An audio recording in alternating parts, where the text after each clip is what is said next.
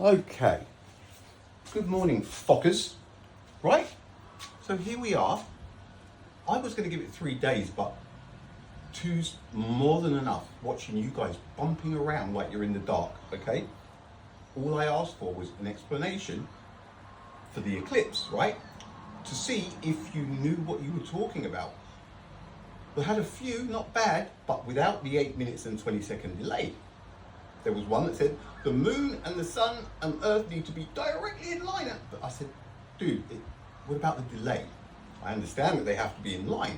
I'm saying that the light radiating from the sun for a solar eclipse, shadow of the moon onto earth, has to be absolute. Otherwise, it's a no-go. It does not work. I've given you guys, just under 24, 48 hours or something? Enough. I will now show you why. What's going to happen is we'll get to the stage where you guys are going to go, oh, no, it's rubbish. His content is rubbish. Because you're not going to be able to follow what I'm saying. I guarantee you. You've already proved that, and that is why you guys have so much trouble understanding my content, because some of it goes slightly over your head. So I'm going to try and knock this one out in a oneer before I take my son to school and before I have my first coffee. Now, you say there is an 8 minute and 20-second delay from the light radiating from the sun to hit planet Earth. I'm saying it's an absurdity. The sun's light is absolute, okay? Now, the eclipse, sun, moon, earth. We don't have to see it. I think you might be able to follow this bit. What we have, as you know, Earth turns anti-clockwise and we have an eclipse coming up. Doesn't matter where we are on Earth, Earth is about to get into the sweet spot where the moon is in between the sun and Earth. This 8 minute and 20-second delay, but the sun's Mickey Mousing everywhere, it is because of Earth's axis spin, right? So what we need to do is convert 8 minutes and 20 seconds into degrees of axis spin. Do we know how to do that? I am going to use Alexa. I already know the numbers. So those of you keep saying... This might answer your question. According to Wikipedia, a telephone number is a sequence of digits assigned to a landline telephone subscriber station connected to a telephone line or to a wireless electronic telephony device, such as a radio telephone or a mobile telephone, or to other devices for data transmission via the public switched telephone network or other public and private networks. Alexa, thank you. You're most welcome. Have a good morning.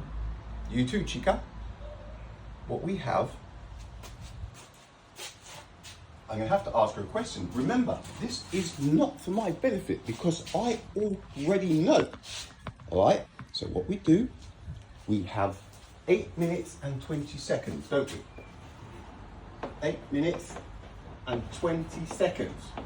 Now, there are 86,400 seconds in 24 hours. Look, let's ask, just for your benefit. Alexa, how many seconds in 24 hours?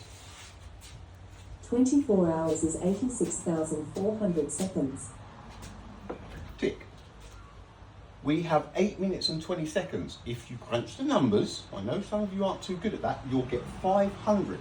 So there are 500 seconds in 8 minutes and 20 seconds. What we do is we divide the 24 hours worth of seconds by 8 minutes and 20 worth, okay? Alexa, what's 86,400 divided by 500? 86,400 divided by 500 is 172.8. Lucky guess, right? So what we have now is 172.8 500-second blocks in 24 hours, right? This is the bit where I don't like it. It's rubbish. It's not rubbish. The numbers, it confuses the issue, but they're necessary, aren't they? So we have 172.8 500 second blocks in 24 hours. So now what do? We know that there are 360 degrees in a revolution. We know that, yeah? 360 degrees in, right? So we divide the 360 by 172.8. Alexa, what's 360 divided by 172.8? 360 divided by 172.8 is approximately 2.0833. Right. Now what we have, the 8 minutes and 20 seconds, we convert it into degrees of axis spin. We have to, don't we? Because that is how far Earth is behind the sun, or how far the sun is in front of Earth. Yeah? So, what happens? Earth's turning like this. The moon is over here. The sun is there. The eclipse is happening on this side. Doesn't matter. You'll be able to work that out.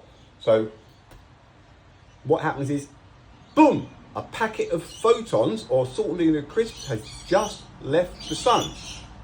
2.08 degrees of axis spin later, which is 8 minutes and 20 seconds, boom! Earth is bang in line with the moon and the sun, and we get the sweet spot eclipse. Now, in the US, it went from the southwest to the northeast, right across the country, and it lasted for 3 hours and 15 minutes. Now, whether you like it or not, it is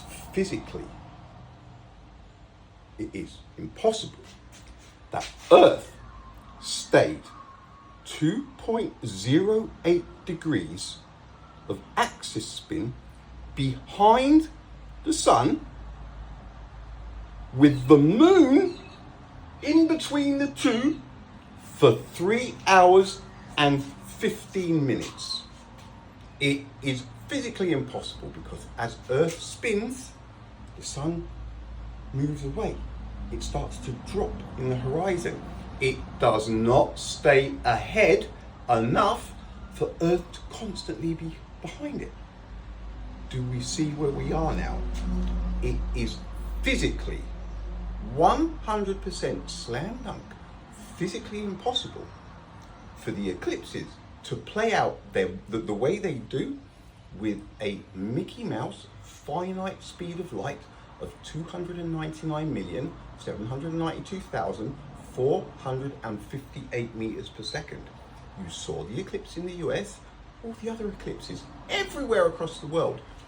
Earth is never 2.08 degrees of axis spin behind the sun trying to catch up. It is physically impossible. Therefore, for the moon to be casting that shadow onto Earth, and that sweet spot to be moving whichever way it's going, all eclipses are different, it is not possible that the three are lined up for more than 1 split second. 3 hours and 15 minutes. Guys, there is your explanation. Now I know, look, say what you will, okay? You want evidence? That is your evidence. It cannot be mistaken for anything else. Therefore, the light radiating from the sun is absolute. Anything that has been said about the light radiating from the sun traveling at 299,792 kilometers per second is horseradish. I'm going to take my boy to school, have a coffee, and wait for the vegetables to be thrown at me. All right. Later, peeps.